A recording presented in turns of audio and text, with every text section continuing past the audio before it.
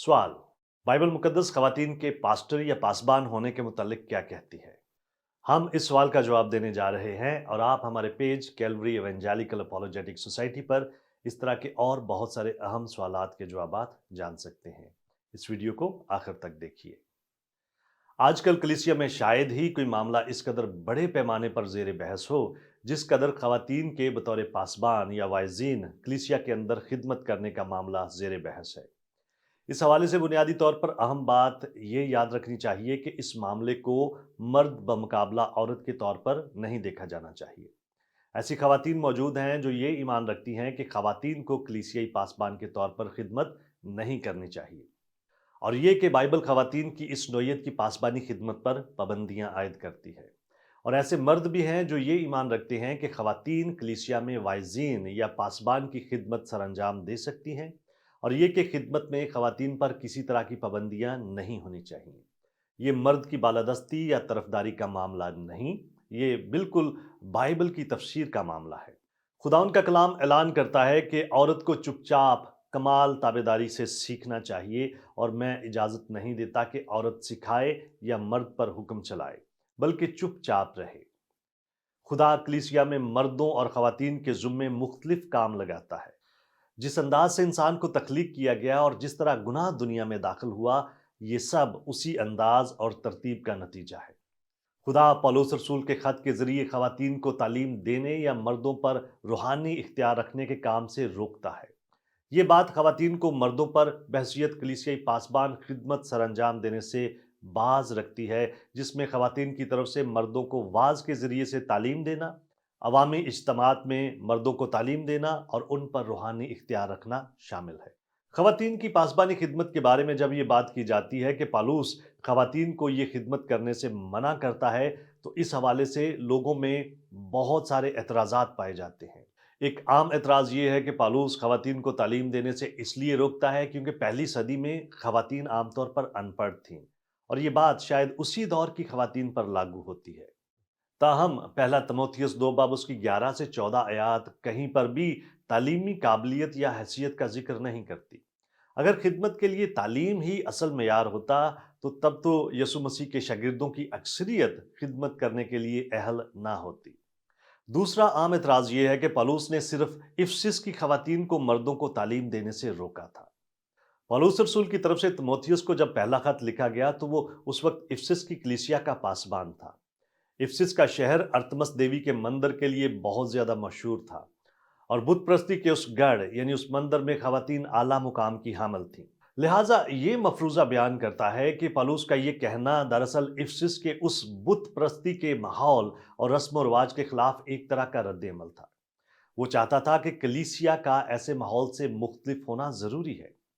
बहरहाल पहला तीमुथियुस की किताब में कहीं पर भी अरतमस की देवी का जिक्र नहीं मिलता, और ना ही पहला तीमुथियुस 2 बाब उसकी 11 से 12 आयात में बयान करदा पाबंदियों की वजह अरतमस देवी के परस्तारों के तर्ज अमल को करार दिया गया है। तीसरा एतराज ये है कि पलूस आम मर्दों और औरतों के बारे में नहीं, बल्कि सिर्फ खामंदों और बीवियों के हवाले से बात कर रहा है। पहला तीमुथियुस 2 बाब में औरतों और मर्दों के लिए इस्तेमाल होने वाले यूनानी अल्फाज खामंदों और बीवियों के लिए भी इस्तेमाल किए जा सकते हैं। ताहम अल्फाज का बुनियादी मतलब मर्द और औरत, खावंद और बीवी का मतलब निकालने की निस्बत ज्यादा जामिया है। मजीद ये कि बिल्कुल यही यूनानी अल्फाज 8 से 10 आयात में भी इस्तेमाल किए गए हैं। क्या सिर्फ खाविंदों को चाहिए कि वो हर जगह बगैर गुस्से और तकरार के पाक हाथों को उठाएं?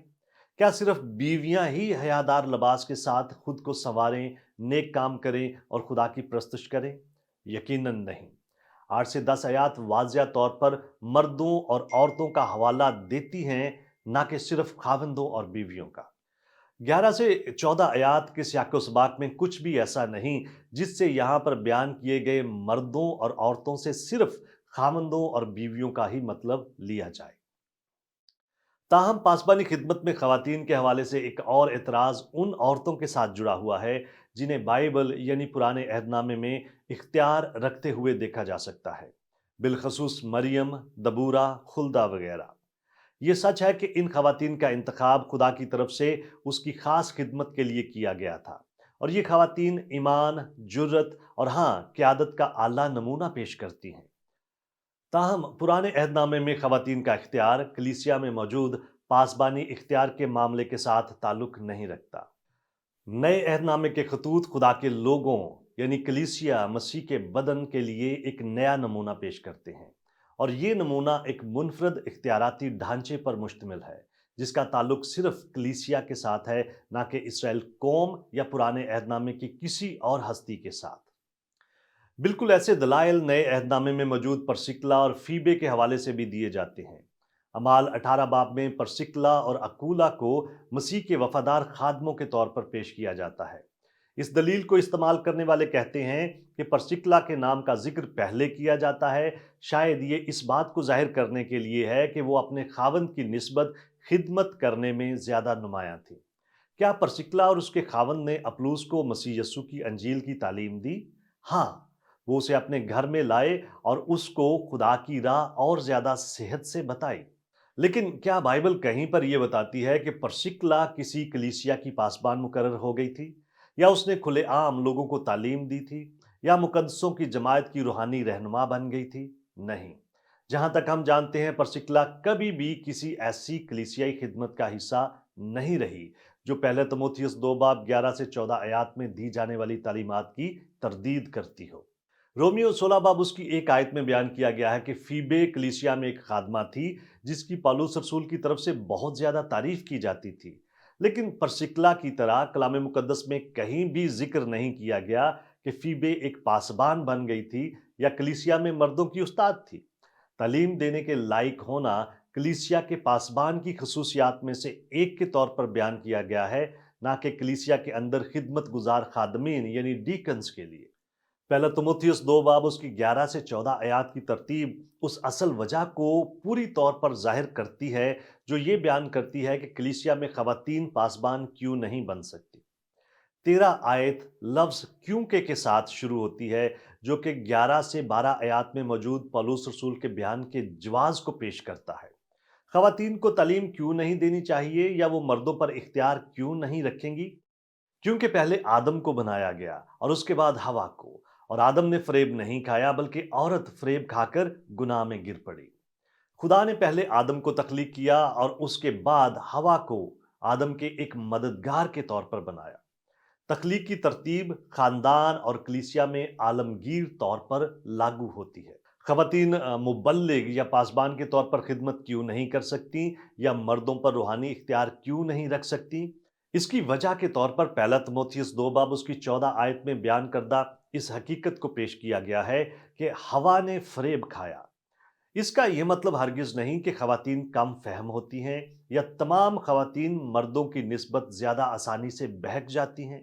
اگر تمام خواتین کو آسانی کے ساتھ دھوکہ دیا جا سکتا ہوتا تو انہیں بچوں کو جن کو آسانی سے دھوکہ دیا جا سکتا ہے یا دوسری عورتوں کو تعلیم دینے کی اجازت کیوں دی جاتی؟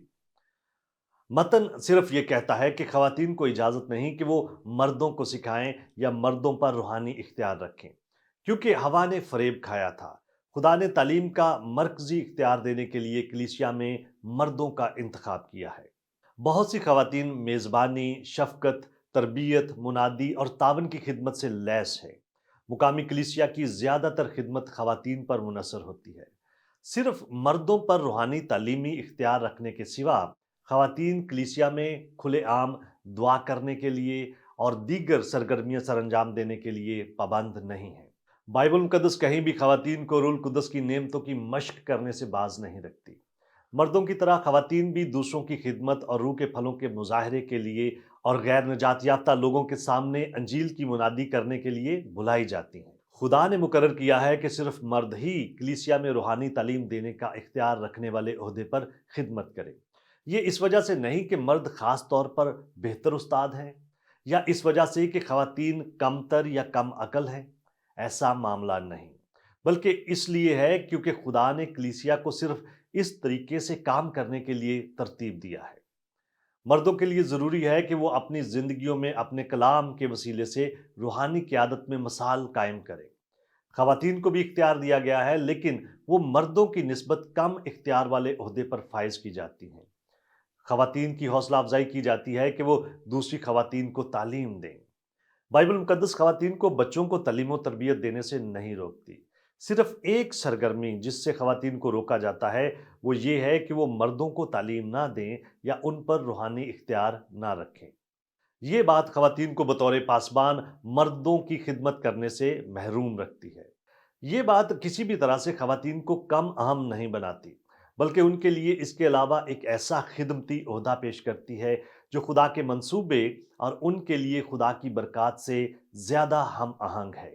अगर आप इस तरह के और दिलचस्प सवालात के जवाबात जानना चाहते हैं, तो हमारे page Calvary evangelical apologetic society को लाइक कीजिए, सब्सक्राइब कीजिए, बेल का बटन दबाइए ताकि आप हमारी आइंदा वीडियोस को देख सकें। शुक्रिया।